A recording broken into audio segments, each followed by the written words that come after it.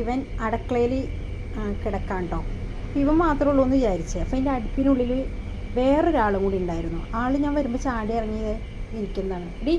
D നോക്കിയടി കറമ്പി അവള്. അപ്പോൾ ഇവൻ ഇങ്ങനെ ഇരിക്കുക കേട്ടോ. പുറത്ത് അടുക്കളയിൽ ഇങ്ങനെ ഇരിക്കുകയാണേ.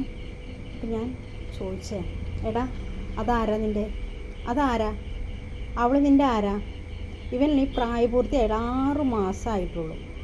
അതിനു മുമ്പ് ഇവൻ പെണ്ണിനെ സെറ്റാക്കി അവളെയും കൊണ്ടുവന്നിട്ട് അടുക്കളയിൽ. ഇന്നലെ വന്നപ്പോൾ ഞാനിത് കണ്ട് ഈ കാഴ്ച ഇതിനുള്ളിൽ ഒളിച്ചിരിക്കുകയായിരുന്നു. അവളപ്പം അതിൻ്റെ ഉള്ളിലോട്ട് ഒളിപ്പിച്ച് വെച്ചേക്കായിരുന്നു. ഇന്ന് വന്നപ്പോൾ ഇങ്ങനെ ഇരിക്കുന്നു.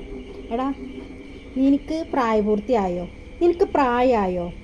ഒരു പെണ്ണ് കെട്ടാനുള്ള പ്രായം നിനക്കായോ? നിനക്ക് ജോലി ഉണ്ടോടാ? അവളെ പോറ്റാനുള്ള കഴിവ് നിനക്കുണ്ടാ? ഞങ്ങൾ പണിയെടുത്തിട്ട് വേണ്ടേ നിനക്ക് കൊടുക്കാൻ? ഇങ്ങോട്ട് നോക്ക്, നീ നോക്ക്, നിനക്കെന്തെങ്കിലും പറയാനുണ്ടാ? ഈ പെണ്ണിനെ വിളിച്ച് ഇവിടെ കൊണ്ടുവന്നതിന് നിനക്ക് എന്തെങ്കിലും പറയാനുണ്ട് എന്നോട്? നിനക്ക് എങ്ങനെ ഇതൊക്കെ എന്നെ തല്ലണ? നിനക്ക് തല്ലാൻ തോന്നണ്ട നിനക്ക് എന്നെ? നീ എന്നെ തല്ലോ?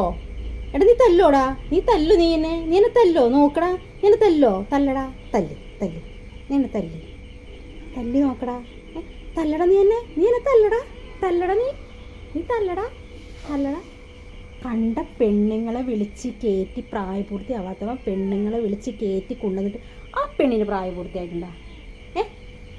ഞങ്ങളകത്ത് കിടക്കണ്ടേ? എന്ത് നിനക്കടിക്കാൻ വന്ന? എടാ ഇത് വകുപ്പ് വേറെയാണ്, ബാലപീഡനം. നീ അകത്ത് കിടക്കും. തല്ലണേ, നിന്നോടൊന്നും ചോദിക്കാൻ വയ്യില്ല. കൊണ്ടുപോയിക്കോ, അവളെ കൊണ്ടുപോയിക്കോ, ഇറങ്ങിക്കോ, രണ്ടും ഇറങ്ങിക്കോ.